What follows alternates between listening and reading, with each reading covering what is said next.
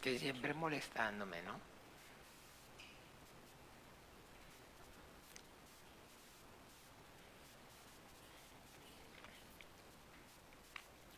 Hola, ¿qué tal? Buenas noches. El Señor Jesús les continúe bendiciendo. Bien, entonces aquí estamos una vez más agradecidos con el Padre por este poder, por este tiempo, por este poder compartir juntos esta vida de fe. Y bien, entonces también agradecido con el Padre por todas aquellas personas que pueden entonces que tienen acceso a esta enseñanza desde sus casas a través de la señal de Facebook. También para ustedes, el Señor Jesús les bendiga, una feliz noche. Y bien, entonces vamos a comenzar con el pie derecho, vamos a encomendarnos al Padre, a su gracia, a su buena voluntad. Vamos a hacer oración, vamos entonces a rogar, a pedir para que sea el Padre, por medio de su Santo Espíritu, trayendo la revelación de su voluntad a nuestras vidas. Que nosotros podamos conocer bien para poderla, la voluntad de Dios para poderla hacer bien. Y no solamente para poderla cumplir bien, sino también para enseñar, para poder transmitir a otros, para que también otros y más la conozcan, la entiendan y la puedan obedecer.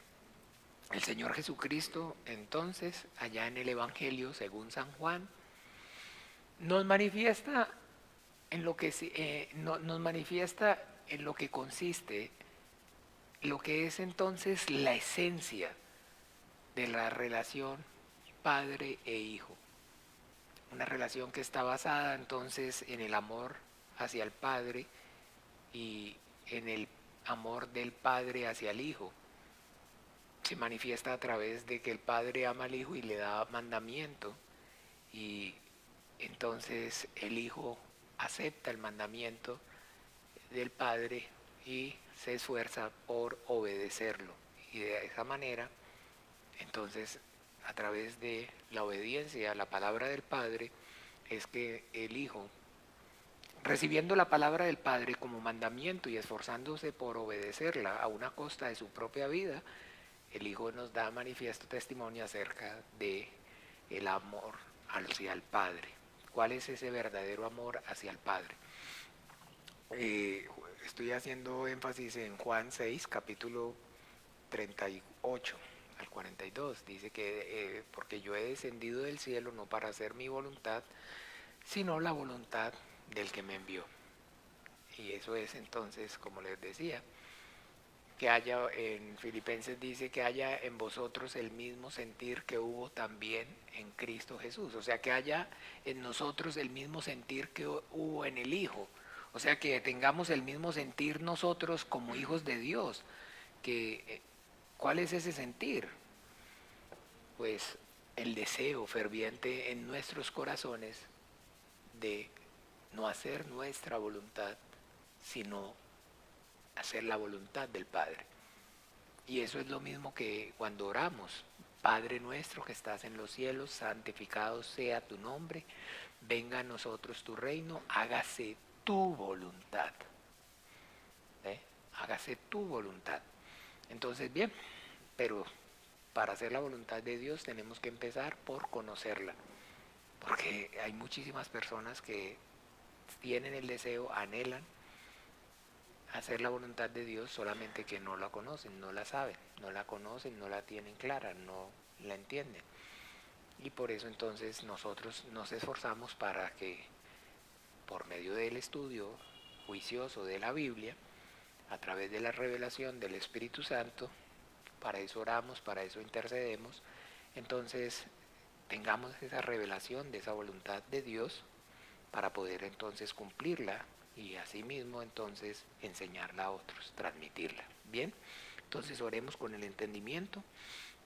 Padre Dios, en el nombre de Jesús de Nazaret, te damos gracias, Dios de los vivos, por esta oportunidad que podemos venir y presentarnos yo y mis hermanos delante de ti, puestos de acuerdo, para confesar, para reconocer, Padre, tu deidad, tu exclusividad, como el único Dios verdadero, el creador del todo cuanto existe, de todo cuanto hay, el Padre de quien proceden todas las cosas, y también para reconocer y confesar a tu Hijo Jesús el Cristo, al que enviaste al mundo, como el único Señor y suficiente Salvador de nuestras almas.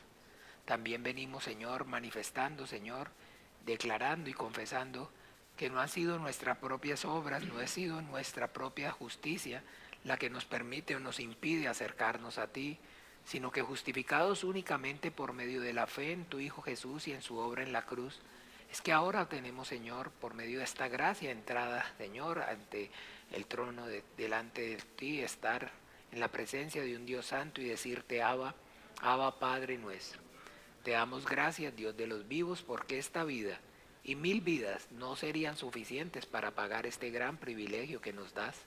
Gracias, Señor, porque con lazos de amor y de misericordia hasta este día, hasta esta hora, con la diestra poderosa de tu justicia, hasta aquí nos has traído, nos has sostenido, Señor. Yo y mis hermanos estamos aquí porque anhelamos conocer bien y entender bien tu voluntad para poder, Señor, hacerla, y no solamente hacerla, sino poder también enseñar a otros a que la hagan, Señor. Obra con tu Espíritu Santo, Señor, ábrenos las Escrituras, danos en esta hora la sabiduría, el conocimiento, el poder, la revelación, Señor, de tu palabra, de tu voluntad, Señor, esa voluntad tuya que está, Señor, escrita, Señor, en la Biblia, desde el Génesis hasta el Apocalipsis. Ayúdanos, Señor, para que nosotros podamos conocerla bien, entenderla bien, para poderla, Señor, hacer bien y también enseñar por medio de la Biblia a otros a hacerla, Padre.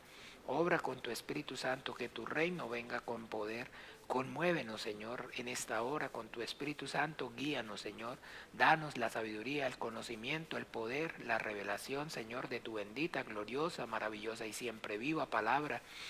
Que tu palabra viva y eficaz corra y produzca la vida para la cual tú la has enviado, Padre. Manifiéstate con poder y gloria, Señor, a nuestras vidas en esta hora. Ayúdanos a tener claro el entendimiento con respecto a este tema en particular, en tu voluntad acerca del arrebatamiento de la iglesia, del rapto de la iglesia, Señor. Permítenos conocer bien, Señor, acerca de este tema, Padre. Obra con tu Espíritu Santo. Trae, Señor, claridad a nuestras vidas. Te lo pedimos por amor a tu nombre y a tu gracia, a tu buena voluntad, Señor. Encomendamos este tiempo y nuestras vidas. En el nombre maravilloso de Jesús oramos y damos gracias. Amén y amén. Bien, entonces, bueno, retomando, porque esta enseñanza acerca del rapto, del arrebatamiento de la iglesia, lo habíamos comenzado varios lunes atrás, pero habíamos hecho, digamos, un paréntesis para hacer una fe de ratas o para, digamos, aclarar todo aquello que había, toda aquella cuestión que había en torno a aquel lugar de las tinieblas de afuera. ¿Se acuerdan?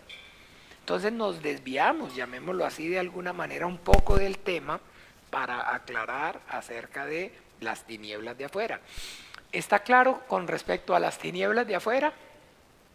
¿Se acuerdan? Entonces, no quiero hacer un resumen porque ahí nos quedamos. Pero entonces sí, entonces ya, bueno que gracias al Señor y por medio del Espíritu Santo hemos podido corregir eso que de alguna manera estaba ahí, quietico, pero estaba. Pero que definitivamente entonces es importante que tengamos claras y completas todas las piezas del rompecabezas, porque en cualquier momento uno no sabe, nos salta la liebre y cuando vamos entonces a armar, entonces, ay, puña, falta una pieza. Y por más que entonces el rompecabezas quede casi que completo, si le falta una pieza, el rompecabezas no se vale que esté casi completo. El rompecabezas necesita estar todas las fichas para que armonicen y queden completas. ¿Ve? Entonces eso es lo importante, eso es lo que necesitamos entonces hacer claridad. Por eso necesitábamos, hacer aclarar acerca de ese punto en particular. Bien, pero ahora sí, retomando.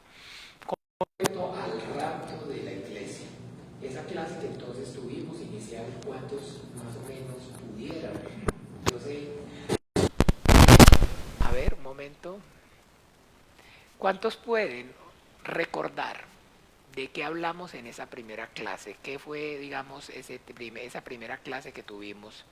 Alguien que haya repasado juicioso la enseñanza. Bueno, ese alguien no vino, al parecer, no está aquí. Ok, muy bien, entonces sí ven que sí. O sea, vimos, digamos, leímos acerca de este tema, en particular el rapto de la iglesia, en las palabras, en las primeras palabras en las cuales como cristianos nosotros nos apoyamos en la verdad. ¿Qué es la verdad para nosotros los cristianos? Alguien que me conteste qué es la verdad para nosotros los cristianos, para nosotros los como cristianos, ¿qué es la verdad?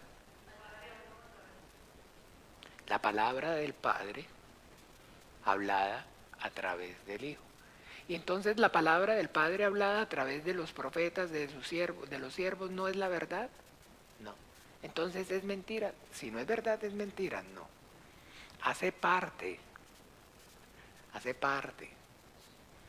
Es la sombra, es la parábola, pero no es la verdad en sí misma. Eso es maravilloso tenerlo.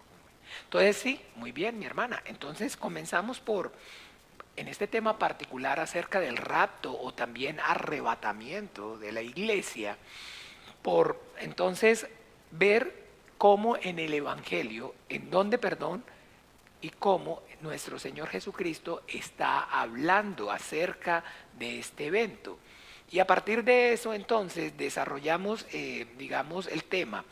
Y en el desarrollo de ese tema, entonces les compartía acerca de que, entonces, les compartía acerca de que el rapto, el arrebatamiento de la iglesia, no es o no consiste en una posición denominacional, porque ahí es donde entonces llegamos, como se dice, al nudo. ¿Ve? Entonces hay, digamos, iglesias cristianas y existen o hay cristianos, entonces, que creen, que hablan y enseñan acerca del rapto de la iglesia. Y en su, digamos, posición denominacional, entonces como doctrina, hablan, aceptan y creen y enseñan acerca del rapto de la iglesia. Pero hay también iglesias cristianas que no enseñan y no hablan acerca del rapto de la iglesia, que no creen o no lo ven como algo que sea cierto o que sea una doctrina que Jesucristo el Hijo de Dios enseñó. Entonces, explíqueme, ¿cómo es posible? No, pero hermano, aquí el punto es, ¿se acuerdan que eso fue lo que hablé? El punto aquí, mi hermano, es que no nos enfoquemos en las cosas que nos separan, sino que nos enfoquemos en las cosas que nos unen. No hablemos de las cosas que nos separan. Porque finalmente, mis amados hermanos, digamos, si hay rapto, no hay rapto, eso no es o no toca la médula de la fe o de la doctrina cristiana. Entonces no podría yo decir que usted no es salvo o que esa iglesia no sea de una sana doctrina porque se enseña acerca del rapto o el arrebatamiento de la iglesia. O por el contrario, no podría yo decir que esa iglesia no es una sana doctrina porque no se enseña que no hay rapto, que no existe tal evento. Tibios. O somos o no somos. O si somos cristianos, lo somos en todo. Y si no lo somos cristianos, no lo somos en nada. Porque no hay, entiéndame, no podemos hablar de términos medios. No podemos decir que entonces efectivamente unos cristianos puedan creer que hay rapto, que hay arrebatamiento y que otros también cristianos digan que no. O los que dicen que sí tienen la razón o los que dicen que no tienen la razón. Y los que dicen que sí son cristianos y los que dicen que no, pues no son cristianos. Porque esto no es, digamos, que exista una iglesia, la iglesia mía. Esta no es la iglesia de Juan Carlos Múnera, ni ninguna iglesia es o puede llamarse cristiana donde si el Señor no es el Cristo. Porque la iglesia no la compró Juan Carlos Múnera, no la compró fulano, no la compró sutano. La iglesia dice que la compró Jesucristo con su propia sangre en la cruz. Él fue el que pagó el precio, es su iglesia. Y si Él es entonces la cabeza y la iglesia es el cuerpo, entonces Él es entonces la piedra, el fundamento. Y no podemos entonces pensar que se pueda hablar de iglesia cristiana, entonces donde una iglesia tiene el fundamento, la doctrina y la palabra del Señor Jesucristo, que habló y enseñó acerca de este evento. Pero que esa misma iglesia también es cristiana, pero que entonces dice que no, que el Cristo que no habló o no enseñó acerca de ese evento. Negando y echando pique por rastra todo lo que, digamos, el testimonio que en el Evangelio la Biblia nos está dando, y no solamente en el Evangelio, en las palabras de nuestro Señor Jesucristo, sino en el testimonio de los apóstoles y los profetas. Porque la fe cristiana está basada en la verdad, en la palabra que el Padre habló a través del Hijo y en el testimonio que de esa palabra dieron los apóstoles y los profetas. Eso es la Biblia. Y cuando nosotros vemos entonces, Jesucristo, el Hijo de Dios, habló acerca de este evento. Los profetas hablaron acerca de este evento. Los apóstoles hablaron acerca de este evento. Entonces póngamelo, como se dice vulgarmente, hágamelo bailar en la uña, el trompo. Explíqueme cómo entonces de alguna manera podríamos hablar de que entonces sí, entonces enfoquémonos en qué es lo que nos une. A ver, ¿qué entonces podría ser lo que nos une? Con una iglesia que no esté velando y esperando a su Señor.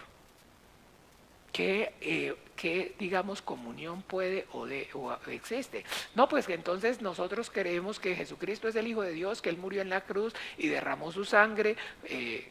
Creen que Dios es uno, los demonios también. Creen y tiemblan. Pero el Señor está diciendo que no todo el que le dice Señor, Señor, entrará en el reino de los cielos. Ay, pero todo el tiempo el mismo versículo. Sí, pero son las palabras de Jesucristo y no pasan de moda y no dejan de calzar y son suficientes. Y Él es el que está diciendo, no soy yo, que no todo el que dice que es cristiano es realmente cristiano, sino que cristiano es el que hace la voluntad del Padre que está en los cielos. Y que en la voluntad del Padre está establecido este evento. Que la Biblia, entonces, como le repito, la fe cristiana, la doctrina cristiana, está basada en la palabra que el Padre habló a través del Hijo, que es la verdad, y el fundamento, que son los apóstoles y los profetas. Y eso vamos a ver, el Hijo habló acerca del rapto, del arrebatamiento. Los profetas hablaron acerca de este evento, ya lo vamos a ver. Y los apóstoles hablaron, la iglesia apostólica habló acerca de este evento.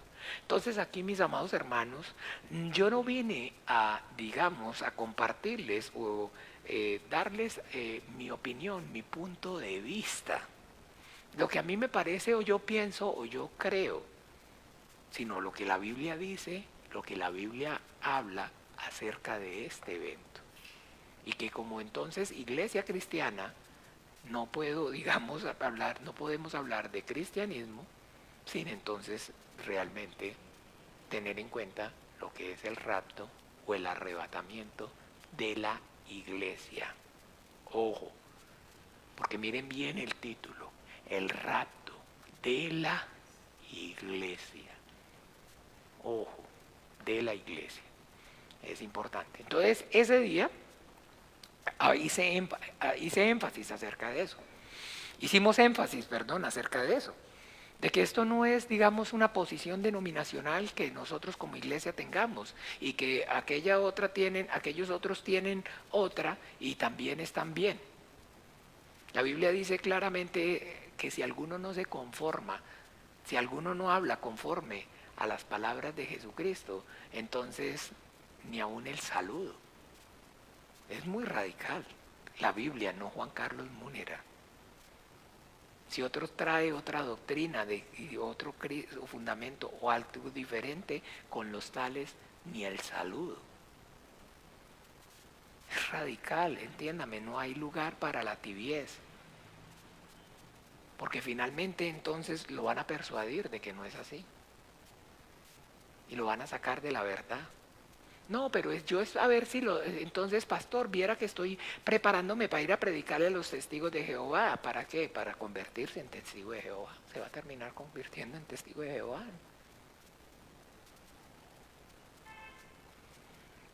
Aquí no se trata de eso. ¿No? Pero entonces, ¿qué hacemos con los testigos de Jehová? Dígale que está ocupado, que muchas gracias, que no le interesa. Chao, cierre la puerta. No sea sabio, no juegue con fuego. El hombre sabio ve el peligro y la raya. El necio se queda a ver qué es lo que está pasando. Ay, están echando bala allá. Ay, miremos a ver qué pasa, espere. Entonces, eso de no, en la vida de fe, usted y yo debemos tener temor y temblor y velar por nuestro espíritu. En la Biblia, miren, el mandamiento del Señor para la iglesia, y es importante con este tema que estamos hablando, es velar. Este es el mandamiento del Señor. Cuando con el entendimiento uno es cristiano y lee correctamente la Biblia, se va a dar cuenta que la mayor exhortación que el Señor está haciendo es velad. No sé si la comparten. No es que se los quiera imponer, sino con el entendimiento. Experimentenlo, compruébenlo por ustedes mismos. Véanlo. Velad, velad, es constante, es una constante, es una exhortación constante. ¿Y por qué piensan o por qué creen ustedes entonces que el Señor hace tanto énfasis en eso? En estar apercibido, en no bajar la guardia, en no quedarse dormido, en no cabecear. Porque nuestro adversario, el diablo, anda como león rugiente buscando a quien devorar. Porque el reino de los cielos es igual a aquella perla, un tesoro. Está hablando que entonces es algo que valioso. Y usted sabe, cuando usted tiene algo valioso, ¿qué es entonces lo que ocurre? Todo el mundo se lo quiere quitar. Se lo quiere quitar. Usted dice, ay, no es así, ¿no? Usted se gana, si la gente sabe que tiene usted un milloncito de pesos en la casa, lo mata por ese millón de pesos. Por medio millón, por 500,000 pesos. Lo matan por un celular, que es valioso. Lo matan.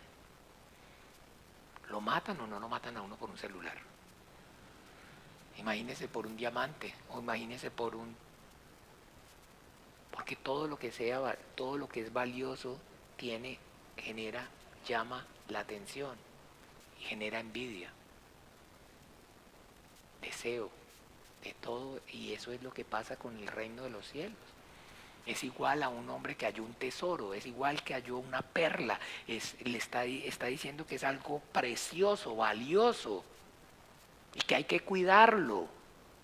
Y que usted no puede entonces quedarse dormido, usted no puede espabilar, porque entonces en cualquier momento, cuando usted menos piensa, se lo roban, se le meten a la casa y se lo quitan, lo saquean. Entonces por eso el mandamiento del Señor es velad, velad, velad, velad. No hay nada en lo que el Señor haga más énfasis. No hay nada en lo que el Señor esté exhortando más a la iglesia que no sea a eso, a velar, todo el tiempo. Ojo, no bajen la guardia, ojo, no pestañeen. El que pestañea pierde, camarón que se duerme se lo lleva a la corriente. No se pueden dormir. Porque entonces precisamente narra. Es muy importante a ver qué pasa, si está bien. Narra acerca, para este evento, si es importante, gracias al Señor por la revelación, tener en cuenta esto. Porque ya vamos a ver por qué. Ya vamos a ver por qué. Entonces, ok, primero hablamos acerca entonces de eso, digamos de nuestro Señor Jesucristo. Y hablamos acerca de nuestro Señor Jesucristo y hablamos acerca de su ministerio, ¿cierto? Y recuerdan entonces que en su ministerio Él es el Cristo, ¿ve? Pero que él es el Cristo, o sea, Él es entonces el Salvador, el Mesías. Pero la Biblia narra y habla acerca también de nuestro Señor Jesucristo y lo describe como el sumo sacerdote. Lo describe además como el Rey y lo describe como el ungido, ¿cierto? Como el Mesías, ¿verdad? Y en el Antiguo Testamento, cuando usted y yo vamos a ver, entonces habla acerca de la unción, porque Mesías es el ungido y el que trae la unción. En el Antiguo Testamento, entonces, se ungía. ¿A quién vemos que se ungía en el Antiguo Testamento? ¿No recuerdan? Se ungía al profeta, al rey y al sumo sacerdote.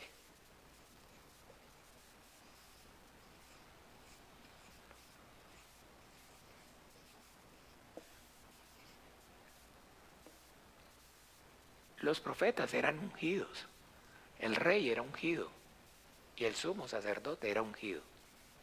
Y esto es todo figura del ministerio del Cristo.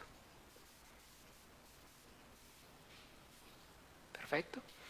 Y entonces, ahora para este tema en particular, vamos a hacer énfasis acerca de entonces, como profeta, nuestro Señor Jesucristo. Y hablamos acerca de la profecía. ¿Se acuerda que en eso fue que quedamos o no?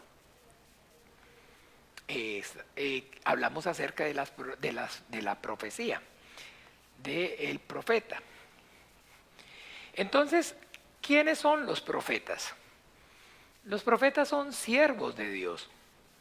Son hombres a los que Dios unge con su Espíritu Santo y a través de esa unción les da entonces la revelación y les permite conocer lo que va entonces a ocurrir o lo que en este caso también ocurrió. Moisés, la Biblia dice claramente que es profeta de Dios Altísimo.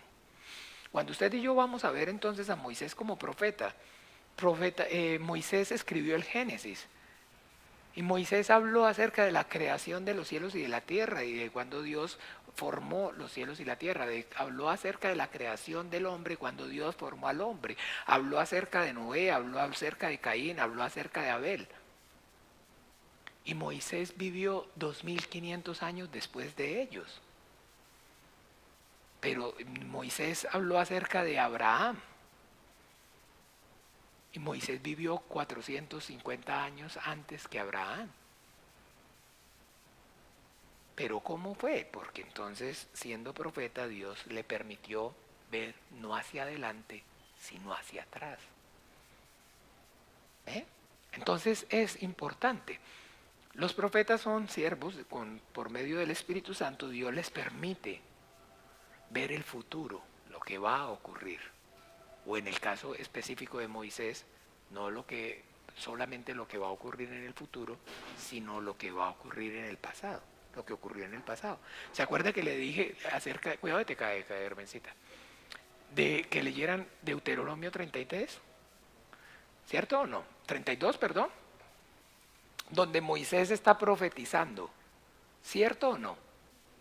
¿Cierto o no? ¿Me siguen? ¿Sí lo hicieron? ¿Lo leyeron? Entonces ahí vemos a la profecía. ¿Cómo es la profecía? Moisés, entonces, acuérdense que Dios le permite a ese siervo ver lo que va a ocurrir. Pero entonces, hablando acerca del profeta y de la profecía, ¿cuál será? ¿Con C o con S? Profecía. ¿Así? Y con tilde. Acerca de ¿y cómo es la profecía bíblica? Entonces debemos entender la profecía bíblica. La profecía bíblica es a corto, mediano y largo. A la puña.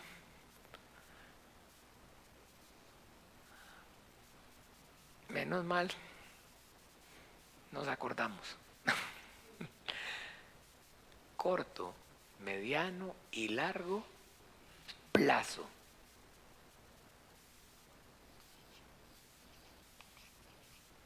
Entonces, cuando vemos en este caso a nuestro Señor Jesucristo, ¿ok? Vamos a mirar a nuestro Señor Jesucristo ungido como profeta, ¿sí o no? Entonces vamos a mirar en el Evangelio.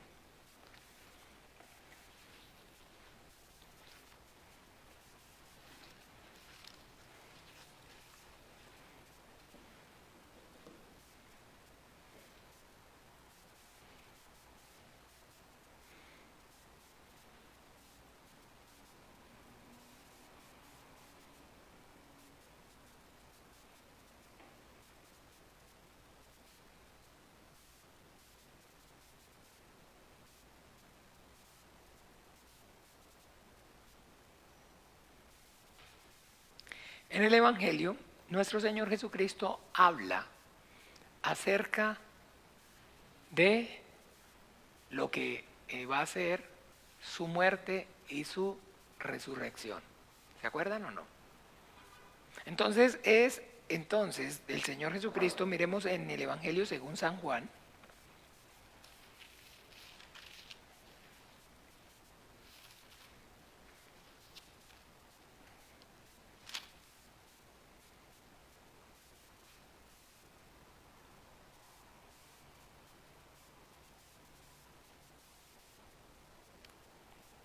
capítulo 13, nuestro Señor Jesús lava los pies a los discípulos. Dice, antes de la fiesta de la Pascua, sabiendo Jesús que su hora había llegado para que pasase de este mundo al Padre, como había amado a los suyos que estaban en el mundo, los amó hasta el fin. Y cuando cenaban, como el diablo ya había puesto en el corazón de Judas Iscariote, hijo de Simón, que le entregase, sabiendo Jesús que el Padre le había dado todas las cosas en la mano y que había salido de Dios y a Dios iba, se levantó de la cena y se quitó el manto y tomando una toalla se la ciñó. Luego puso agua en un lebrillo y comenzó a lavar los pies de los discípulos y a enjugarlos con la toalla con que estaba ceñido. Entonces vino a Simón Pedro y Pedro le dijo, Señor, ¿tú me lavas los pies? Respondió Jesús y le dijo, lo que yo hago tú no lo comprendes ahora, mas lo entenderás después. Pedro le dijo, no me lavarás los pies jamás. Jesús le respondió, si no te lavare no tendrás parte conmigo. Le dijo Simón Pedro, Señor, no solo mis pies, sino también las manos y la cabeza. Jesús le dijo, el que está lavado no necesita sino lavarse los pies, pues está todo limpio. Y vosotros limpios estáis, aunque no todos. Porque sabía quién le iba a entregar y por eso dijo, no estáis limpios todos. Así que después que le hubo lavado los pies, tomó su manto, volvió a la mesa y les dijo, ¿sabéis lo que os he hecho? Vosotros me llamáis maestro y señor y decís bien porque lo soy. Pero si yo, el Señor y el Maestro, he lavado vuestros pies, vosotros también debéis lavar los pies los unos a los otros. Porque ejemplo os he dado para que también como yo os he hecho, vosotros también hagáis. De cierto os digo, el siervo no es mayor que su Señor, ni el enviado es mayor que el que le envió. Si sabéis estas cosas, bienaventurados seréis si las hiciereis. No hablo de todos, no hablo de todos vosotros. Yo sé a quienes he elegido, mas para que se cumpla la escritura, el que come pan conmigo levantó contra mí su calcañar. Desde ahora os lo digo antes que suceda, para que cuando suceda creáis que yo soy. ¿Ok? Entonces, ¿qué está anunciando nuestro Señor Jesucristo? Que uno de entre los que están ahí lo va a traicionar y va a ser el entregado, y no va a ser entonces precisamente por alguno de afuera, sino por uno que come pan con él. Y esto os lo he dicho antes de que suceda, para que cuando suceda creáis que yo soy. O sea, creáis que yo soy ¿quién? ¿Se acuerdan? Que lo leímos hace 8 días, cuando estuvimos en la clase. Profeta como yo entre sus hermanos le levantará el Señor. Deuteronomio, ¿recuerdan o no? Moisés hablando, sí, no los veo como. Para que crean que yo soy, yo soy, yo soy. Yo realmente soy el enviado de Dios. Yo no soy un impostor. Yo no soy un falso Cristo. Yo soy realmente el ungido. Yo soy el Mesías que estaban esperando. Y entonces miren, el Hijo del Hombre va a subir a Jerusalén, va a padecer, va a ser entregado, mas al tercer día resucitará. ¿Se acuerda? Os lo he dicho antes que suceda, para cuando suceda, creáis que yo soy. Eso es profecía ¿a cómo? ¿A corto plazo o no? Mire que les está diciendo aquí y voltee la hoja para que vea. Habiendo dicho esto, Jesús se conmovió en espíritu y declaró: de cierto os digo, uno de vosotros me va a entregar. Entonces los discípulos se miraban unos a otros, dudando quién se hablaba, y uno de sus discípulos, al cual Jesús amaba, estaba recostado al lado. Y entonces hizo señal Pedro para que preguntase. Él entonces recostado, y Jesús: ¿quién es? Respondió: a quien yo diera el pan mojado. Y mojado en el pan le dio a Judas Iscariote, hijo de Simón. Y después del bocado Satanás entró. Entonces Jesús le dijo: lo que vas a hacer, hazlo pronto. ¿Ya? ¿Si es a corto plazo o no? Como dijo, pasó o no. Esa es la profecía. Y vemos el cumplimiento. ¿Sí? ¿Me siguen o no?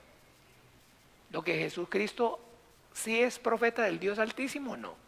Antes que las cosas ocurrieran, ¿las dijo o no las dijo? Y habló entonces de lo que le iba a ocurrir a corto plazo. Y como tal, check, se cumplió. ¿Sí o no? Ahora, entonces, nuestro Señor Jesucristo, leímos en los 3 testimonios cuando habla acerca de las señales del fin y la venida del Hijo del Hombre. ¿Se acuerdan? Entonces nuestro Señor Jesucristo, Él habla acerca de varias cosas. Y narra entre lo que habla, está entonces narrando, está diciendo acerca de el templo que va a ocurrir. ¿Se acuerdan? Vamos a mirar entonces en el Evangelio. Miremoslo en Lucas.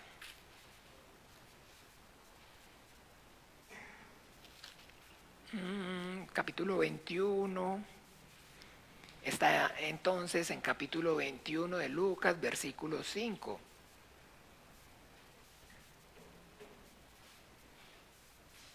¿Lo tienen? Y a unos que hablaban de que el templo estaba adornado de hermosas piedras y ofrendas votivas, dijo: en cuanto a estas cosas que veis, días vendrán en que no quedará piedra sobre piedra que no sea ¿qué? Que no sea destruida. Entonces estaba hablando acerca de la destrucción del templo, ¿cierto o no? Dice que nuestro Señor Jesucristo, al comenzar su ministerio, era como de 30 años y que durante 3 años ejerció su ministerio. O sea que la edad de nuestro Señor Jesucristo eran 33 años. Y efectivamente, y lo conocemos no por la Biblia, porque no está registrado en la Biblia en el momento que ocurre, pero por libros externos a la Biblia, en el año 70 después de Cristo, Tito, el general Tito, el hijo del emperador Vespasiano, tomó Jerusalén. Jerusalén cayó y el templo fue destruido y la ciudad fue destruida, toda la anegaron en agua, Está escrito. ¿Cómo está escrito? Entonces, eso ocurre 37 años después de que él lo habló. Eso es a mediano plazo, ¿sí o no? Y se cumplió esto, y se cumplió esto. Pero nuestro Señor Jesucristo habló acerca de su venida y el fin. ¿Ve? Y profetizó acerca de eso. Entonces, esa profecía, ahí mismo, en todos los 3 testimonios, lo vimos, ¿se acuerdan o no? Entonces, en este caso en Lucas, a partir del versículo 7, en el 21 dice, y le preguntaron diciendo, Maestro, ¿cuándo será esto? ¿Sí? ¿Y qué señal habrá de las cosas que estén para suceder? Entonces, ¿cuándo será esto? ¿A qué está haciendo qué le están preguntando? ¿Cuándo será esto? ¿Qué es? No, lo que acabo de decir antes, la destrucción del templo. La destrucción del templo. Entonces empieza por hablar acerca de ese evento. ¿Ve? Y entonces, y le preguntaron diciendo, entonces mirad que no sean engañados porque vendrán muchos en mi nombre diciendo, yo soy el Cristo y el tiempo está cerca, mas no vayáis en pos de ellos. Y cuando oigáis de guerras y de sediciones, no os alarméis porque es necesario que estas cosas acontezcan primero, pero el fin no será inmediatamente. ¿Sí o no? Y entonces, claro que sí, Jerusalén fue asediada. Cayó en el año 70, pero óigame, síganme aquí, dejémoslo ahí, pero en el año 70 cayó. Pero el asedio, antes de que cayera, durante 10 años estuvieron en guerra los romanos, los judíos resistieron aproximadamente 10 años a los romanos. Y hubo guerras, hubo persecuciones, todo lo que está aquí narrando, todo lo que está diciendo, y empieza a hablar y empieza a decir, entonces, pero ni un cabello, pero cuando veáis a Jerusalén rodeada de ejércitos, sabed entonces que su destrucción ha llegado. Entonces los que estén en Judea huyen a los montes, y los que en medio de ella váyanse, y los que estén en los campos no entren en ella, porque los van a matar, los van a exiliar, los van a expulsar. Va a venir el tiempo del castigo, porque no me recibieron. Porque está escrito que no me iban a recibir, y está escrito que entonces otra vez al exilio. Está escrito. ¿Ve? Porque estos días son de retribución para que se cumplan todas las cosas que están escritas. ¿Sí ve? Son días de qué? ¿De qué dice? O sea, para darles el pago por su rebeldía. Los van a expulsar, se van a quedar sin la tierra. ¿Se acuerda que el mandamiento era, si el compromiso era que si ustedes cumplían y obedecían mi ley, y ahí estaba, en mi ley estaba intrínseco que había que esperar al Mesías? Pero a lo suyo vino y los suyos no lo recibieron, entonces como consecuencia se van, no pueden permanecer en la tierra. Los romanos vinieron y tomaron Jerusalén, destruyeron el templo, se acabó el sacrificio, se acabó el sacerdocio, todos fueron exiliados, Jerusalén cambió de nombre, Haya Capitalina, ya no se llamaba Judea, se llamó Palestina. Totalmente desarraigado por completo de toda la memoria de la existencia, todo lo que tuviera que ver con judaísmo. Todos fueron expulsados, todos fueron expulsados. La condición para quedarse ahí era negar la fe judía. Entonces esa es una realidad, y eso, como les repito, está escrito, la historia da testimonio acerca de eso. ¿Ven? Eso es una realidad. Entonces sigue y dice, mas hay de las que estén encinta y de las que críen en aquellos días, porque habrá gran calamidad en la tierra e ira ¿sobre qué? ¿Sobre cuál pueblo? El pueblo de Israel, el pueblo judío, sobre los judíos. ¿Ve? y caerán a filo de espada y serán llevados cautivos a todas las naciones. ¿Sí es cierto? No fue así. Y Jerusalén será hollada por los gentiles hasta que los tiempos de los gentiles se cumplan. ¿Y si está así, hollada por los gentiles o no? No, porque ya el pueblo de Israel volvió y ya Israel es una nación. Y sí, pero Jerusalén en este momento usted va y hay una calle. Y usted va a la explanada de las mezquitas y los judíos están afuera llorando y los palestinos y los musulmanes están adentro, adentro, adentro. Aquí tienen la mezquita y aquí tienen el domo de la roca. Ellos oran aquí y los judíos no oran. ¿Está hollada por los gentiles o no?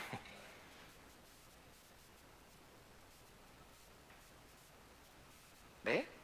Ellos no pueden entrar aquí. A usted le hacen primero una entrevista, lo miran y si es judío, practicante, no puede entrar. Si lo ven allá orando arriba, lo linchan y es lleno de policías y ellos se encargan de toda la seguridad y no pueden entrar a orar. No pueden, tienen que quedarse afuera llorando. Y la ciudad misma está totalmente dividida y está un poquito es barrio judío y ahí están los árabes y los musulmanes por toda parte. El comercio, todo, todo, todo, eso es una afrenta total para ellos.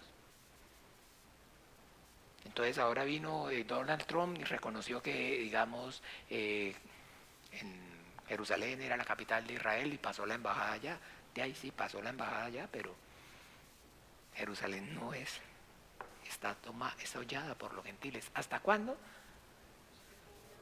Hasta que el tiempo de los gentiles se cumplan. Porque en este momento Dios está tratando es con los gentiles. Porque trató con el pueblo, está castigado y nuevamente va a volver a tratar con el pueblo de Israel. Y el Señor Jesucristo dio testimonio acerca de eso. Y esas cosas se cumplieron o no se cumplieron. ¿Cierto? Y si seguimos, entonces ahora habla a largo plazo. Entonces habrá señal en el sol, en la luna y en las estrellas. ¿Cuándo? Cuando los tiempos de los gentiles se cumplan. ¿Ve? Desfalleciendo el corazón por temor y la expectación de las cosas vendrán en la tierra, para las potencias de los cielos serán conmovidas. Entonces verán al Hijo del Hombre que vendrá en una nube con poder y gloria. Cuando estas cosas comiencen a suceder, erguidos y levantad vuestras cabezas, porque vuestra redención está cerca. También les dio una parábola: mirad la higuera y los árboles, cuando ya brotan, viéndolos sabéis vosotros que el verano está cerca. Así también vosotros, cuando veáis que sucedan estas cosas, sabed que está cerca el reino de Dios. De cierto os digo, no pasará esta generación a que todo esto acontezca. El cielo y la tierra pasarán, pero mis palabras no pasarán. Mirad por vosotros mismos, que vuestros corazones no se carguen de glotonería y embriaguez y de los afanes de esta vida, y venga de repente sobre vosotros aquel día. ¿Cómo? Lo que escribimos aquí, velar. Porque como un lazo vendrá sobre todos los que habitan sobre la faz de la tierra. Velad pues en todo tiempo orando, que seáis ¿qué? De escapar de todas estas cosas que vendrán y de estar en pie delante del Hijo del Hombre. ¿Ve? Y entonces ahí sí está hablando acerca de ¿qué? De lo que va a ocurrir ¿qué? Entonces, ¿será mentiras que el Señor viene? ¿Esto fue mentiras? ¿Esto fue mentiras? Más fácil es que pasen el cielo y la tierra, que deje de existir, a que lo que Él diga no se cumpla. Porque Él no está hablando acerca de probabilidades, a ver si sucede, sino que entiendan, es Dios que está dando el testimonio de lo que va a ocurrir, que Dios en su omnisciencia lo sabe, lo conoce. Entonces es un hecho, dijo que iba a venir, vino, dijo que va a volver, va a volver. Pero ¿tenemos forma de comprobarlo en la realidad o no? Es una fe noble, es una fe ciertísima. Ahí está. Él habló acerca y anunció acerca de su muerte, habló acerca de la traición de Judas antes de que ocurriera. Habló acerca de entonces lo que iba a ocurrir, el castigo que iba a venir sobre el pueblo de Israel, el exilio y de cómo entonces todo lo que tuviera que ver o estuviera relacionado con ese antiguo pacto tenía que desaparecer. Porque esta es la copa de ¿qué? Del nuevo pacto en mi sangre y entonces no pueden haber dos pactos vigentes. Y así como dicen Hebreos, y lo que está viejo está pronto a desaparecer. Y dice el escritor de Hebreos, aún existiendo sacrificios en el templo. Por eso nosotros tenemos, digamos, la certeza de que ningún libro de la Biblia fue escrito 37 años más allá. Porque estaría escrito, ellos lo hubieran escrito. Hubieran hablado, mire, como el Señor dijo, efectivamente el templo fue destruido. No, porque hablan de que el Nuevo Testamento eso fue escrito 200 años después, y hablan una cantidad de sandeces, ¿no? Si fuera después, estaría escrito, narrado ese evento tan importante. ¿Cómo no va a ser narrado el evento más importante para los judíos? Así ellos ya hubieran aceptado la fe cristiana. Por supuesto que lo hubieran narrado, ¿no? Pero cuando usted va a ver el libro de los Hebreos, entonces vamos allá textualmente para que veamos.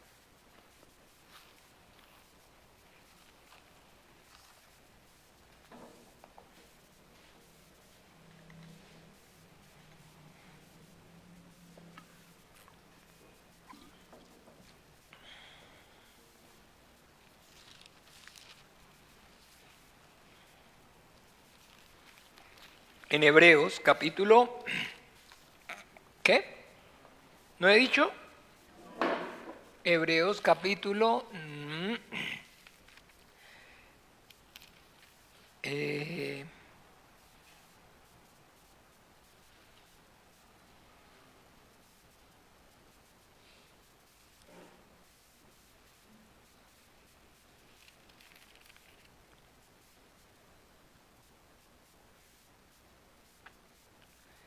eh,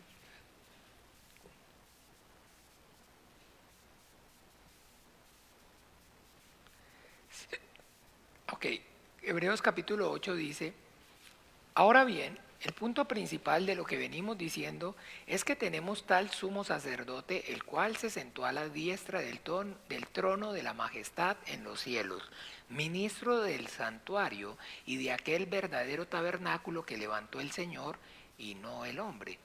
Porque todo sumo sacerdote está constituido para presentar ofrendas y sacrificios, por lo cual es necesario que también éste tenga algo que ofrecer. Así que si estuviese, sobre la tierra, ni siquiera sería sacerdote, habiendo aún sacerdotes que presentan las ofrendas según la ley, lo cual sirven a lo que es figura y sombra de las cosas celestiales, como se le advirtió a Moisés cuando iba a erigir el tabernáculo, diciéndole, mira, haz todas las cosas conforme al modelo que se te ha mostrado en el monte. O sea, cuando se escribió el libro de Hebreos todavía había sacrificio o no, estaba el templo en pie o no. Y si empiezan a leer más detenidamente en todo el tiempo, entonces se va a dar cuenta. Ciertamente entre los hijos de los que reciben el sacerdocio tienen sacerdocio tienen mandamiento de tomar del pueblo los diezmos según la ley, es decir, de sus hermanos. Y empieza todo. Y sacrificios y ofrendas que se presentan, dando el Espíritu Santo a entender que no se había manifestado el camino entre tanto estuviera la primera parte del tabernáculo en pie, el cual es símbolo para el tiempo presente, según el cual se presentan ofrendas y sacrificios que no pueden. ¿Sí ve que está hablando como que el templo todavía está funcionando o no? ¿Sí o no? ¿Sí o no? Porque miren, nuestro Señor Jesucristo, Él comienza su ministerio en el año 30, lo termina en el 33, vea. ¿Sí ven cuánto hay? 40 años. 40 años los tuvo en el desierto. 40 años les dio. 40 años les dio para establecer el primer, cesar por completo del primero y que entraran en el segundo pacto, en el nuevo pacto. ¿Ve? 40 años. 40 años tuvieron. Todo es sombra, ¿sí ve que todo es sombra? 40 años estuvieron en el desierto, 40 años tuvieron desde que él comenzó hasta que ya cesó. Para arrepentirse, para recibirlo, para reconocerlo. 40 años. 40 años. Y ahí cuando vemos entonces el libro de Hebreos, no es cierto que todos los libros de la Biblia fueron escritos 200 años, 300 años después. ¿Cómo va a creer usted que, que la iglesia fue la que, católica, fue la que los compiló? Y que cómo va a creer en la Biblia y no va a creer en la iglesia que hizo la Biblia. Ellos indilgan. No sé si ustedes sepan, la iglesia católica se indilga la autoridad de ser, entonces los, digamos que compilaron el Nuevo Testamento y la Biblia como tal. Entonces es una paradójica, nuestros hermanos separados que creen en la Biblia y no creen en la Santa Madre Iglesia, que es entonces primero que la Biblia, y dicen que por eso tiene más autoridad la Iglesia que la misma Biblia, porque no la Iglesia proviene de la Biblia, sino la Biblia proviene de la Iglesia. ¿No lo han oído? ¿Nunca les han salido con ese argumento? Sí, que los hermanos separados están mal. Y me imagino que se estarán refiriendo a exactamente eso, a los protestantes. Porque yo personalmente como cristiano no soy hermano separado. No soy hermano, no somos hermanos. Entonces ese es el punto. ¿Sí se dan cuenta? ¿Sí lo pueden ver claramente? Y ahí entonces dice que todavía se están presentando ofrendas y se siguen haciendo, el templo está en pie. El templo todavía no ha sido destruido. O sea, esta carta a los hebreos es antes. Es antes. ¿Ven? Entonces, maravilloso darnos cuenta. Ahora, entonces comprobamos el ministerio de nuestro Señor Jesucristo, ¿sí o no? Él dio profecía a corto plazo, a mediano plazo y a largo plazo. Se cumplieron. Y están narradas y están escritas estas y estas. Entonces, nuestra fe es errado creer en estas. Es no, ¿qué? Descabellado. Es un disparate. No, nuestra fe es una fe noble. Es una fe cierta. Hasta Discovery Channel da testimonio acerca de estas cosas. Que estas cosas realmente que habló Jesucristo ocurrieron como tal. Entonces, es una fe noble, es una fe ciertísima. Entonces, ahora, nuestro Señor Jesucristo, a largo plazo, vamos entonces a enfocarnos, ¿qué fue de lo que habló? Habló acerca de su venida. Pero entonces debemos entender claramente escúchenme bien, entonces mucha atención. ¿Por qué? Porque entonces, escúchenme bien, mucha atención, porque él habla acerca de guerras, de rumores de guerras, de terremotos, de hambres y pestilencias, de pestes, de hambrunas, de guerra, de violencia. Y entonces, digamos, hay un argumento en contra de eso, y es que guerra siempre ha habido. En toda la historia del hombre siempre han habido guerras. Hambre siempre ha habido en la tierra, siempre ha existido el hambre. Siempre han habido pestes, siempre han habido terremotos, siempre han ocurrido todas esas cosas. ¿Es eso cierto? ¿Es eso verdad? tenemos que entender el contexto. Tenemos que entender el contexto. ¿Por qué? Porque entonces es cierto, es verdad de que antes de nuestro Señor Jesucristo también existía o había guerra. Se levantaban nación contra nación, pueblo contra pueblo. Pero a partir de nuestro Señor Jesucristo, tal cual como Él lo manifestó en el contexto que Él lo dijo, la historia cambió. Porque antes los hombres peleaban por territorio. ¿Me explico o no? Peleaban por territorio. Las guerras eran, digamos, territoriales, pero a partir de Jesucristo, de las guerras que Él está hablando y haciendo referencia, las guerras están o giran en torno a las creencias religiosas, a las cosas espirituales, a las cosas espirituales, a las cosas espirituales. Entonces usted y yo vemos en este momento mismo actual que yo estoy dándoles esta enseñanza, hay un conflicto muy fuerte entre Rusia y Ucrania, y es un conflicto territorial, llamémoslo así, en apariencia, ¿sí me explico o no?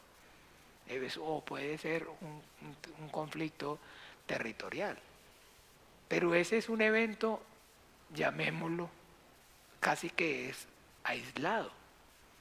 Ese conflicto no va a desatar una escalada o un conflicto mayor. Pero cuando vemos los conflictos grandes, hablando entonces de guerras mundiales, ¿cuál ha sido la causa? ¿Territorial? Ha sido algo que basado o relacionado con la fe, con lo espiritual.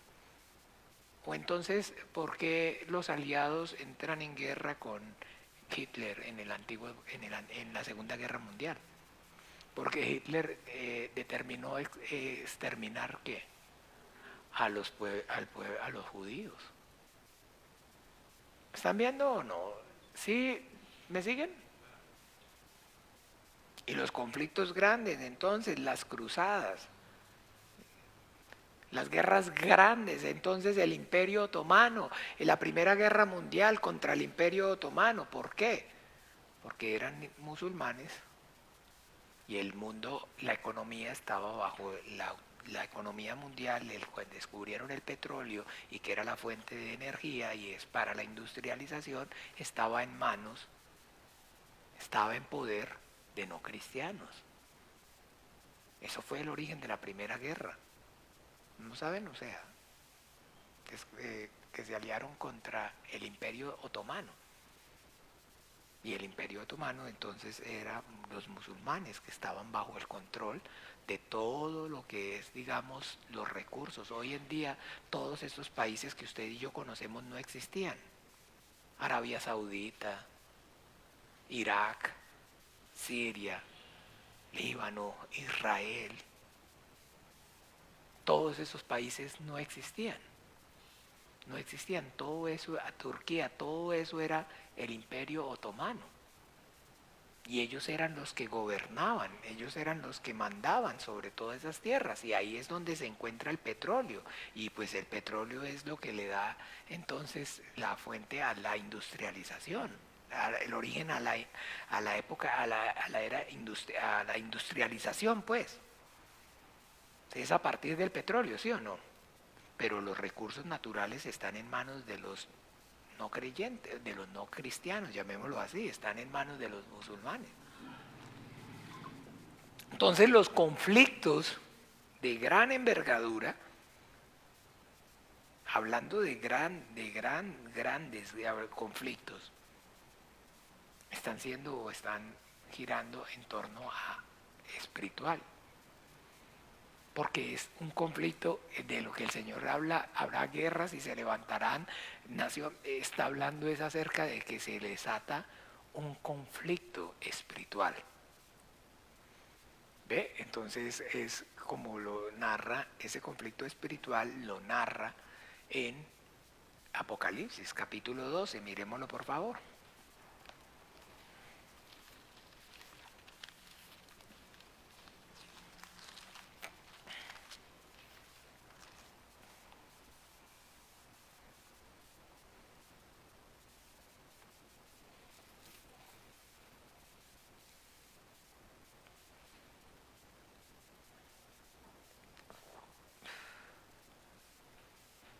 Capítulo 12, léanlo todo en casa, pero miremoslo en este caso para efecto del estudio a partir del 13. Y cuando vio el dragón que había sido arrojado a la tierra, persiguió a la mujer que había dado a luz al hijo varón. ¿De qué mujer está hablando? ¿A quién? Esa es la iglesia, que había dado a luz a cuál hijo varón. A nuestro Señor Jesucristo.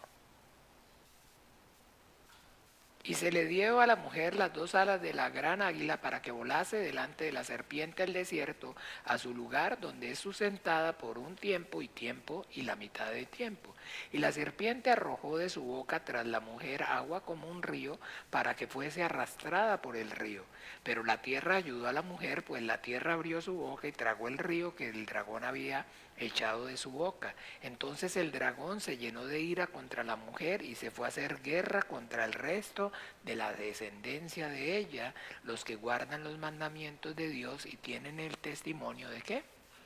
Ese es el conflicto del que el Señor Jesucristo entonces comienza a hablar, y que entonces usted y yo oímos de guerras y rumores de guerra, pero entonces eso está ocurriendo desde hace 2000 años.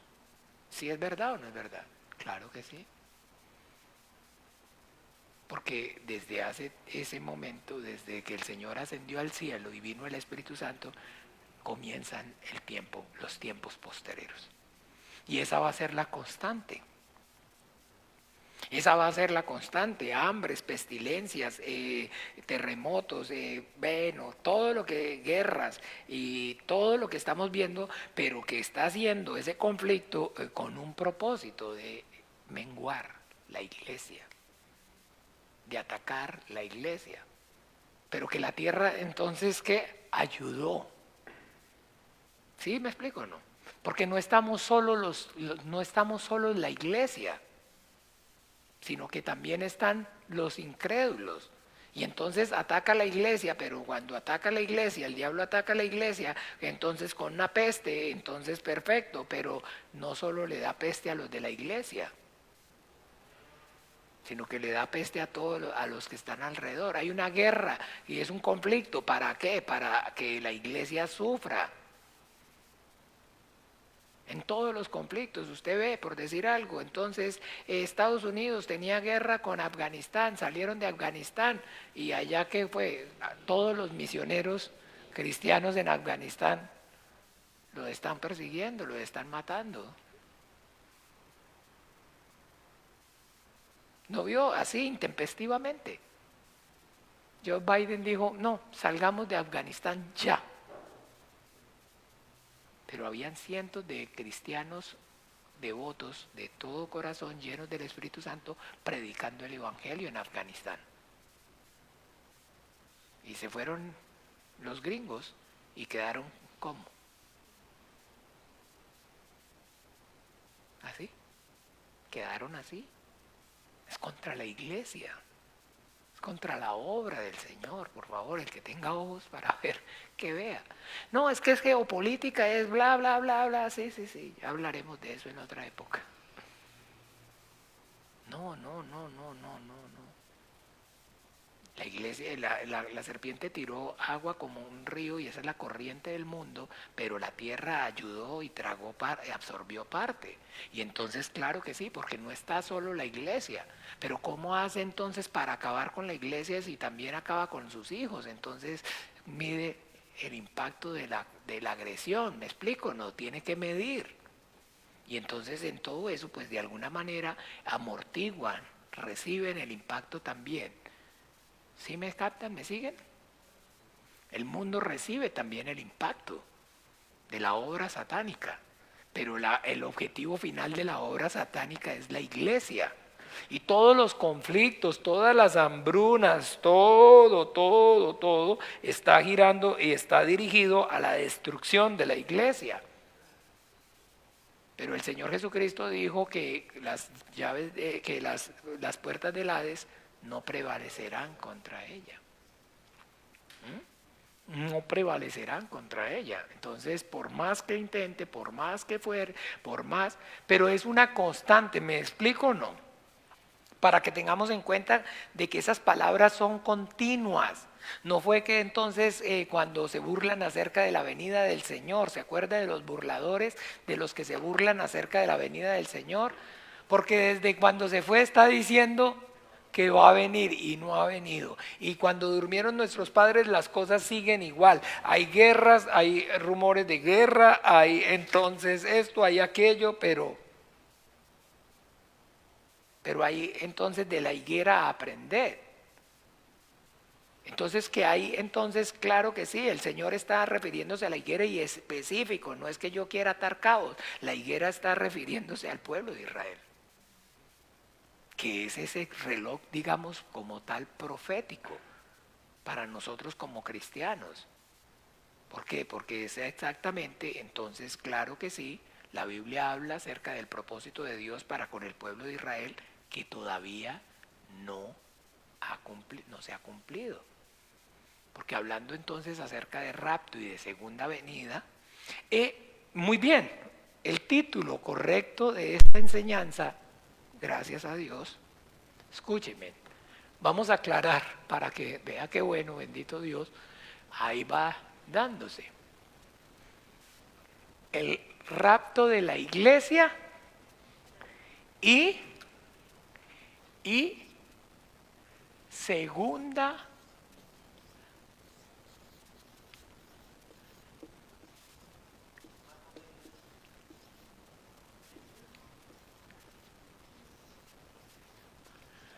pastor, pero es lo mismo. No es lo mismo. Son eventos diferentes, pero ahora sí vamos entonces a aprender bien. Porque una cosa es el rapto de la iglesia y otra cosa es la segunda venida del Señor. ¿Entiende? Entonces vamos a estar aprendiendo acerca de eso. Entonces, pero importante, mis amados hermanos, acerca de los burladores, veámoslo en Pedro.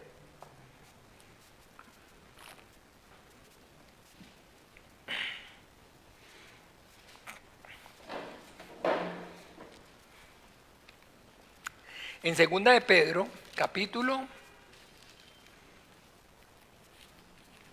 3,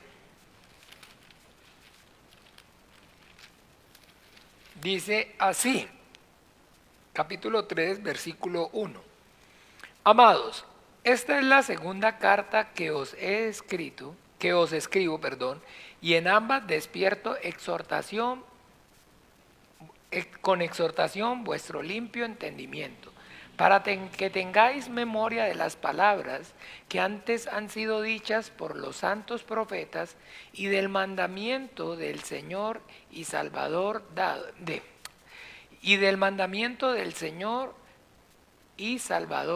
dado por vuestros apóstoles, sabiendo primero esto, que en los postreros días vendrán burladores, andando según sus propias concupiscencias, y diciendo, ¿dónde está la promesa de su advenimiento? Porque desde el día que los padres durmieron, todas las cosas permanecen así como desde el principio de la creación.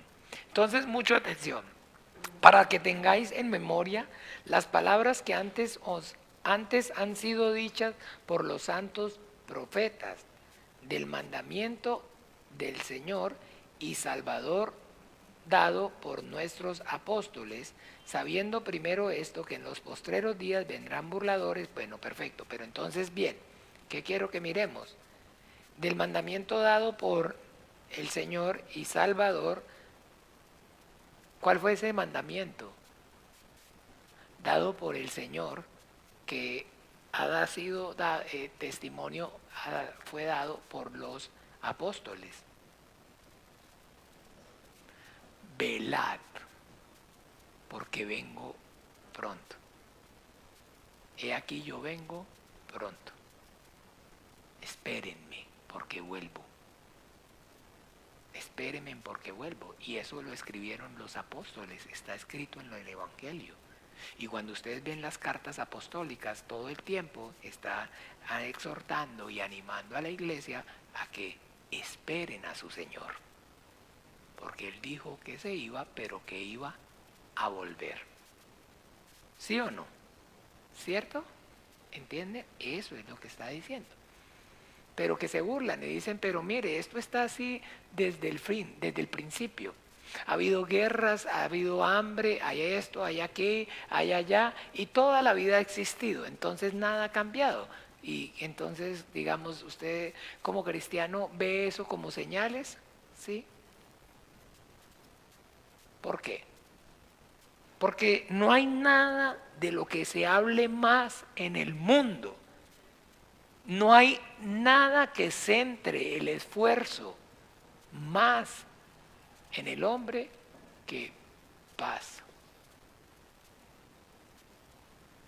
En todo el mundo hoy hay en miles de lugares se están invirtiendo miles de millones para hablando acerca de paz. Erradicar el hambre es una constante en la humanidad. Todas las megacorporaciones y toda esta cochinada, llamémosla así, de alimentos que nosotros consumimos, los transgénicos, todo eso es con un solo propósito. ¿Cuál? Erradicar el hambre. ¿Cuál es el problema? Que quieren erradicar las semillas que están, no, porque ahí sí entonces ya nos metemos en temas sentimentales, pero ¿por qué quieren abolir las semillas? ¿Por qué? Porque entonces lo que necesitamos es únicamente que hayan unas empresas que tengan semillas, que nos proporcionen semillas híbridas, porque la semilla híbrida tiene una ventaja con la semilla natural. Y es que esa semilla híbrida ha sido modificada genéticamente en un laboratorio y la ha hecho más fuerte y resistente a los cambios climáticos y a las plagas. Entonces usted siembra 1 kilo de semilla natural de maíz y a ese kilo de semilla natural de matena natural, entonces si hace frío se le afecta, si hace calor se afecta, si hay una plaga le afecta, entonces la productividad está condicionada a variables. En cambio usted siembra 1 kilo de semilla de maíz híbrido y la garantía está 100%, casi que 100% asegurada. Ay, que hay un frío extremo, lo soporta. Que hay un calor extremo, lo soporta. Que hay una plaga que la soporta. Todo está diseñado ya en computador. Y le han hecho modificaciones entonces. Pero eso tiene una consecuencia en el cuerpo humano. Pero tiene una causa noble. Y es que erradicar el hambre. No podemos estar soñando así para producir maíz para que unos, digamos, hippies o unos entonces vendan en una feria verde. No, necesitamos es alimentar a millones. ¿No ve que cada vez va aumentando más la población? Pero entonces quitar el hambre y que haya paz, eso es la panacea, es el ideal. Y todos los días está en pro y ¿y por qué no lo logra?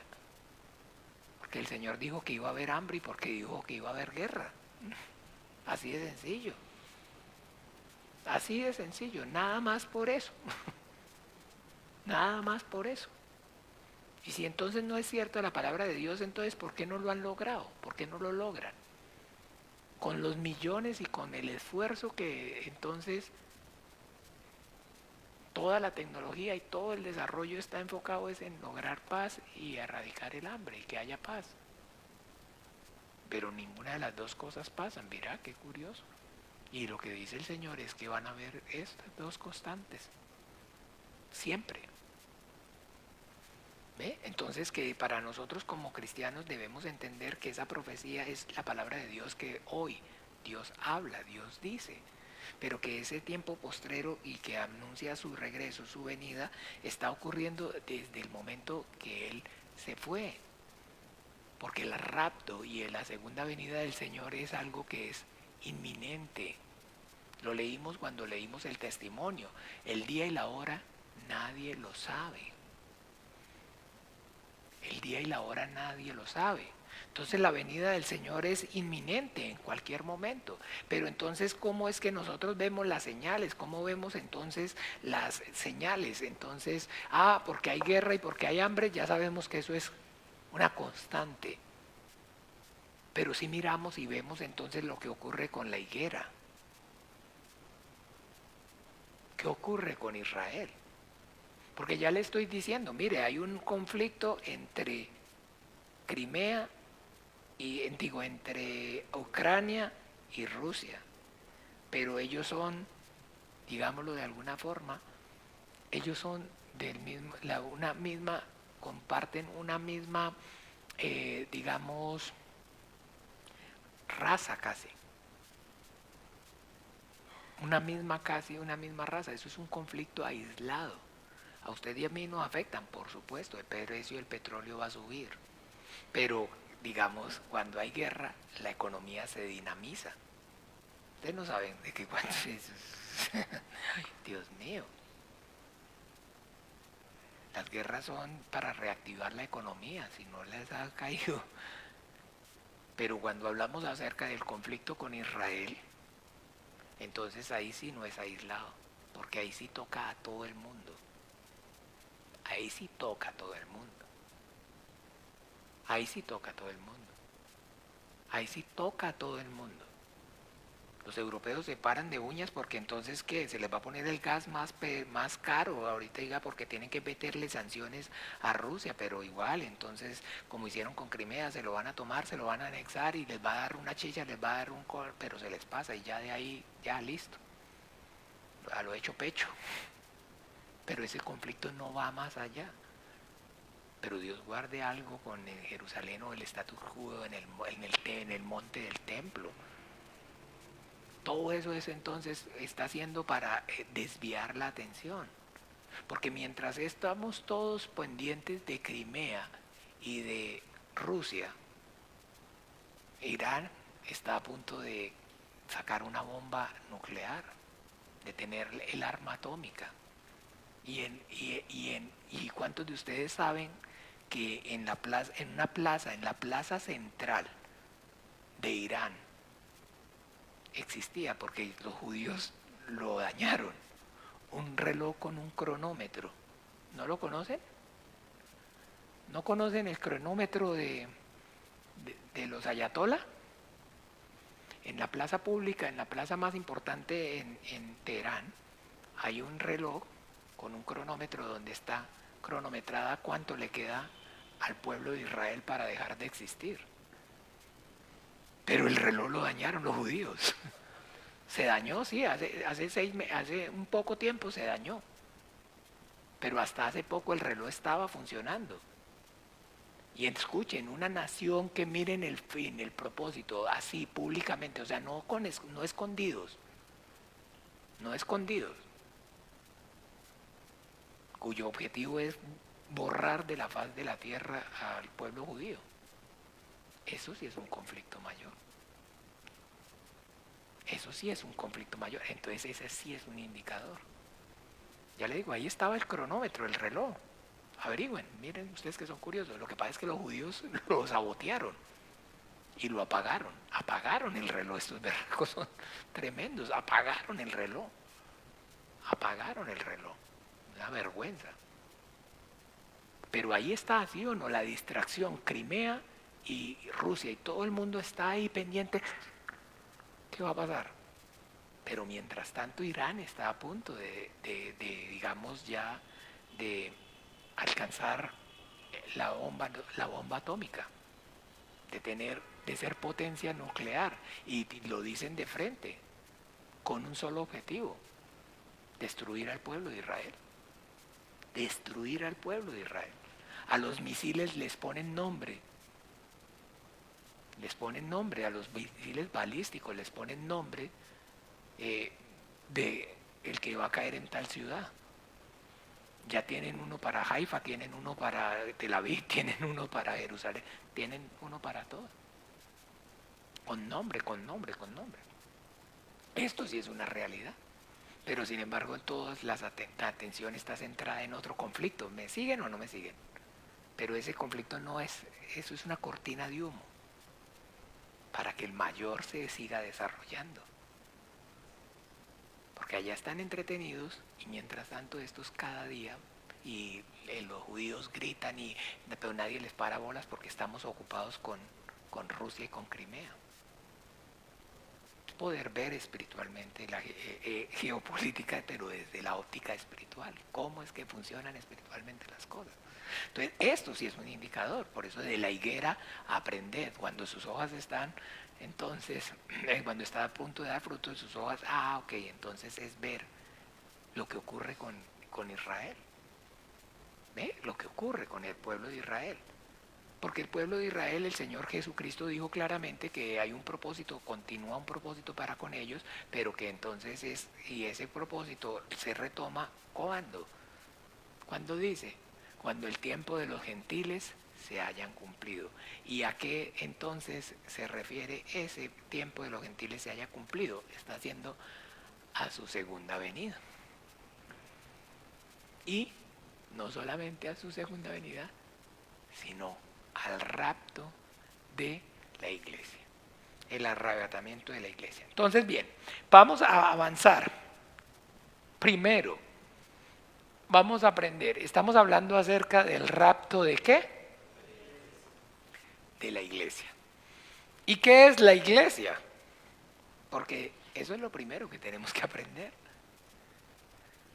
¿Qué es la iglesia? Alguien que me diga qué es la iglesia. Muy bien, qué bien, mejor no puede ser. Muy bien, gracias Marcos. ¿Alguien más? El cuerpo de Cristo es muy bien. ¿Perdón? Los discípulos del maestro, muy bien. ¿Los qué? Discípulos. Entonces, la iglesia. La iglesia es una institución de origen divino, al igual que la familia. Hay dos instituciones que son de origen divino, la familia y la iglesia. ¿Ve? En el Antiguo Testamento es la iglesia, la familia es entonces la parábola, la sombra. Es la parábola, la sombra. Y en el Nuevo Pacto, en el Nuevo Testamento, entonces es la iglesia. Esas dos instituciones de origen divino. No es voluntad, la familia no es voluntad del hombre. No es voluntad del hombre. El hombre se une, se casan y se dan en matrimonio y se juntan y forman hogares, forman familia, pero que debemos entender, eso lo estableció fue Dios. Eso no lo establecieron los hombres. No, pero es que cada quien se casa si es su propia voluntad. Sí, yo entiendo, sí, claro que sí, pero la familia es una institución de origen divino. Entonces por eso hay tanta controversia, si es que entonces estamos a favor, los cristianos protestan porque estamos entonces a favor del origen, del modelo original. ¿Cómo es entonces el modelo original? Un hombre y una mujer, ¿sí o no? Pero todo eso, ¿de dónde sale ese modelo original? ¿Dónde está registrado? Y eso no es voluntad del hombre, eso es voluntad de Dios. Entonces la iglesia es una institución que no es por voluntad, nace, pero no es del corazón del hombre, sino del corazón de Dios, es de la voluntad de Dios. Cuando nuestro Señor Jesucristo vino, entonces antes de que Él se manifestara, un profeta dio testimonio acerca de Él, Juan el Bautista. ¿Se acuerda? Entonces vamos a mirar un momento, por favor.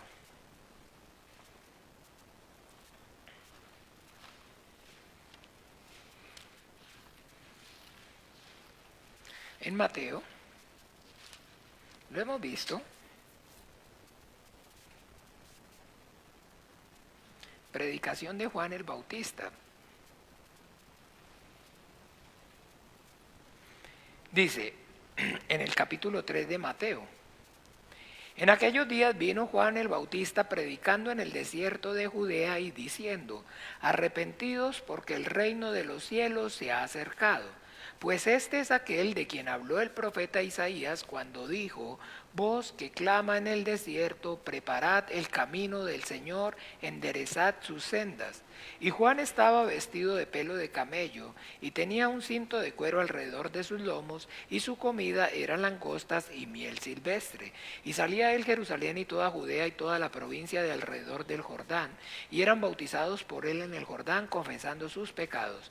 Al ver él que muchos de los fariseos y de los saduceos venían a su bautismo, les decía: generación de víboras, ¿quién os enseñó a huir de la ira venidera? Haced pues frutos dignos de arrepentimiento, y no penséis decir dentro de vosotros mismos: pero a Abraham tenemos por padre, porque yo os digo que Dios puede levantar hijos de Abraham aún de estas piedras. Y ya también el hacha está puesta a la raíz de los árboles, por tanto, todo árbol que no da buen fruto es cortado y echado en el fuego. Yo a la verdad os bautizo en agua para arrepentimiento, pero el que viene tras mí, cuyo calzado yo no soy digno de llevar, es más poderoso que yo. Él os bautizará en Espíritu Santo y fuego. Su aventador está en su mano, y limpiará su era y recogerá su trigo en el granero, y quemará la paja en fuego que nunca se apagará. Entonces, la iglesia es el granero. ¿Se acuerdan? Es el lugar entonces donde guarda ¿qué? El grano. ¿Y qué es entonces realmente el grano? Entonces el grano es, dice, Él os bautizará ¿con qué? Con Espíritu Santo y ¿qué? Y fuego. Y fuego. Entonces habla acerca de la obra del Espíritu Santo y habla acerca del juicio. También habla acerca del juicio. Entonces la iglesia es la congregación de los hombres y las mujeres en las cuales entonces obra el Espíritu Santo. Esa es la iglesia.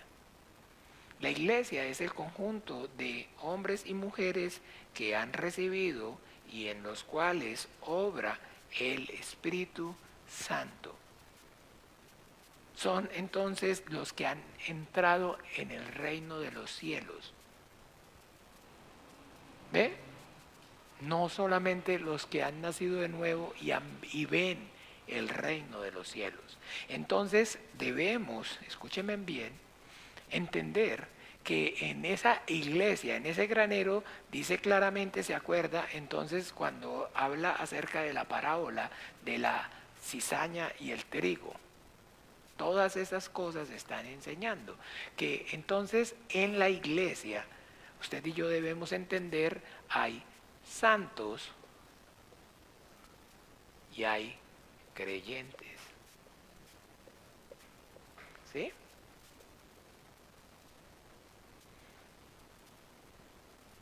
Hay grano y hay paja. ¿O nunca han visto ustedes un granero? ¿Nunca han visto ustedes, nunca han ido a un granero? Hay sacos con el grano de trigo, pero también hay paja. ¿Ven? Entonces es importante esto. Importante tener claro esto. Muy importante. El reino de los cielos, y entonces vamos a ver a qué estoy haciendo, a qué hacemos referencia. Con esto, hay entonces unos que son santos y otros que son creyentes. En estos obra el Espíritu Santo. Y ya hemos hablado acerca de los que son guiados por el Espíritu de Dios. ¿Esos son qué? Los hijos de Dios. Pero todos los creyentes también son hijos de Dios. No. ¿Pero son salvos o no pueden ser salvos? ¿El ladrón en la cruz va a heredar como hijo de Dios? ¿Pero creyó en Jesucristo y recibió la salvación? Entonces, en esto obra el Espíritu Santo. En los creyentes no obra el Espíritu Santo. ¿Y por qué los santos sí obra el Espíritu Santo? El Espíritu Santo, el cual Dios le ha dado ¿a quién? a los que le obedecen. ¿Y por qué en estos no obra el Espíritu Santo? Porque no obedecen. No dije ove, entonces ¿para qué le pongo la E? ¿Qué? Ove. ¿Y qué es entonces lo que estos obedecen que estos no obedecen? Estos velan y estos no velan.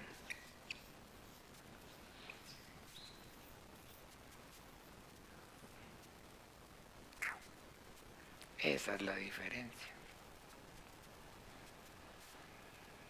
Vamos a mirar rápidamente una parábola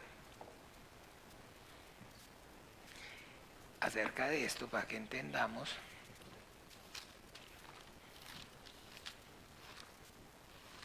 Lucas.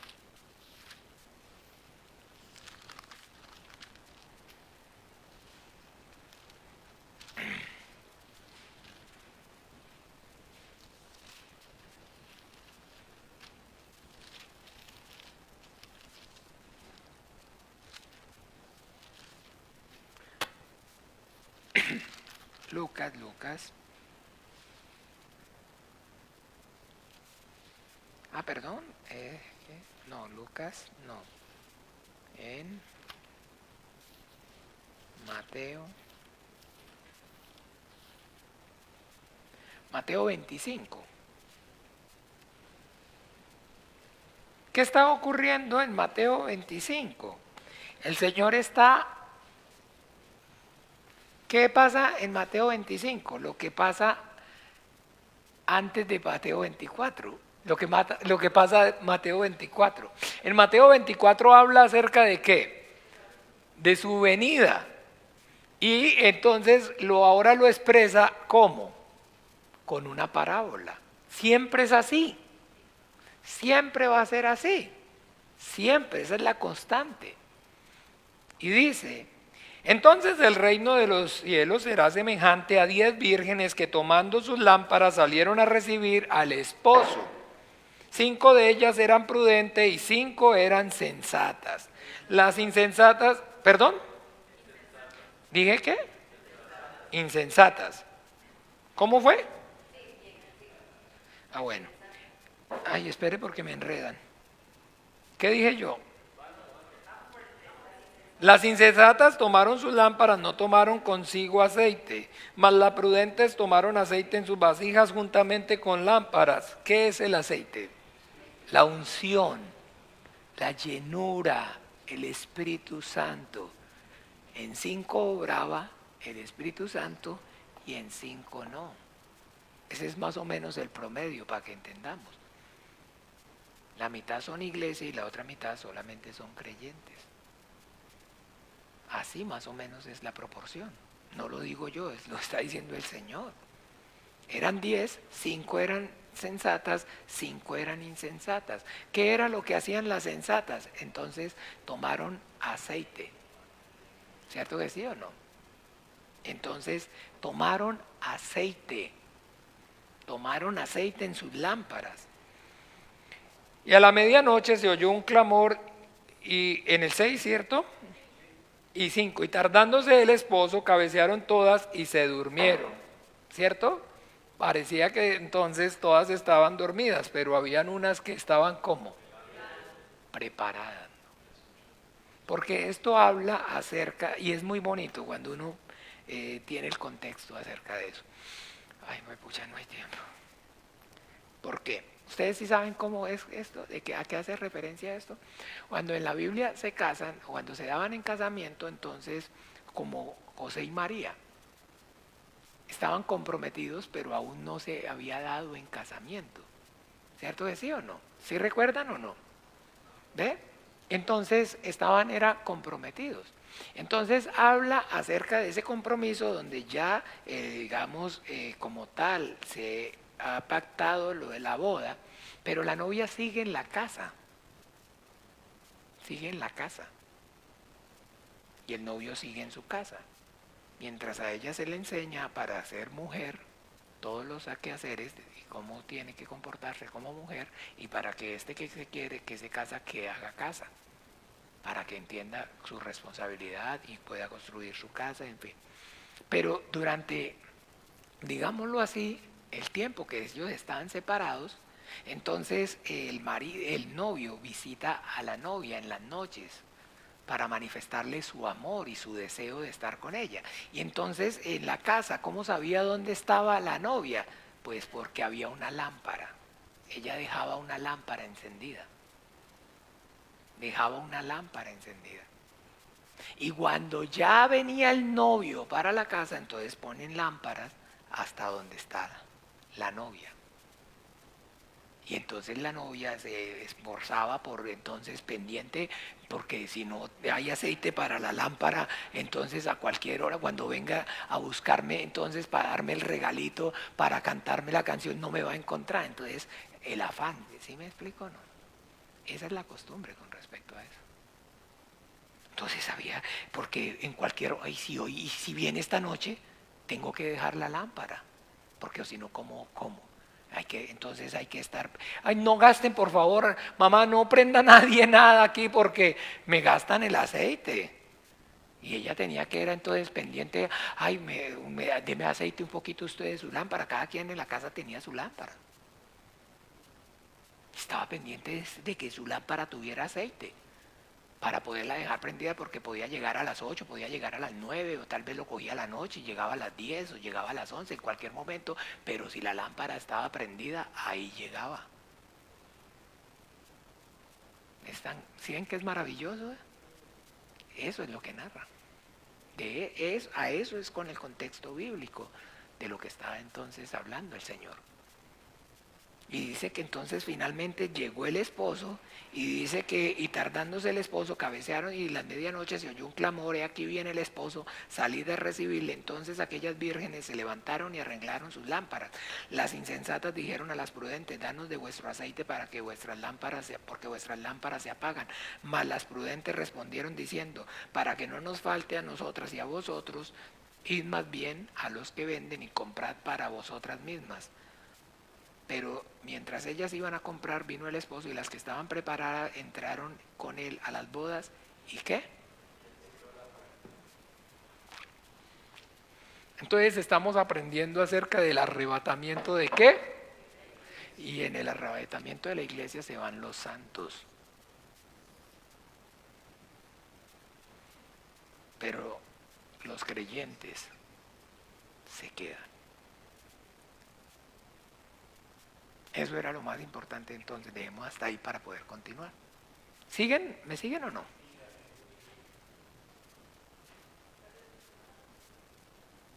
Ah, no, pero pero ya yo estoy restringido aquí. No, sí, uno pudiera, pero no, pues, porque hay que.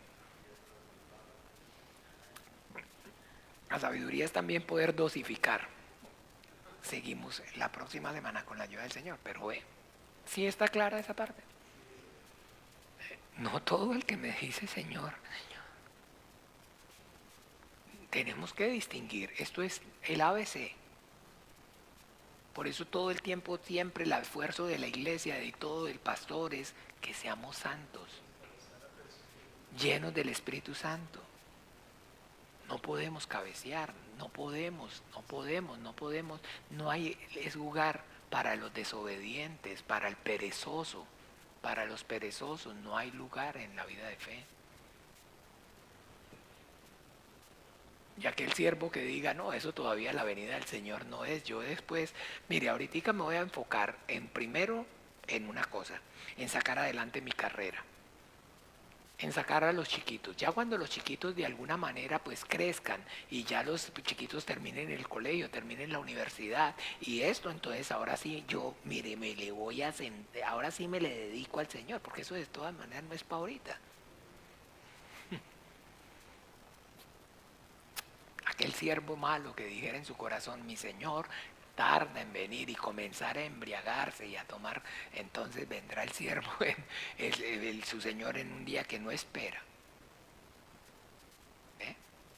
Hay que tener la lámpara preparada. que tener la lámpara llena. Necesitamos permanecer en obediencia para que el Espíritu Santo obre. El Espíritu Santo, el cual Dios le ha dado a los que le obedecen, solamente obedecen. Y pues los que obedecen son los que están como el Señor, que como dijo que estuviéramos. Todo el tiempo verad en oración constante. Todo el tiempo tengan presente que la venida es inminente en cualquier momento. Y la iglesia de los santos en los que obra el Espíritu Santo, estamos esperando que el Señor venga hoy.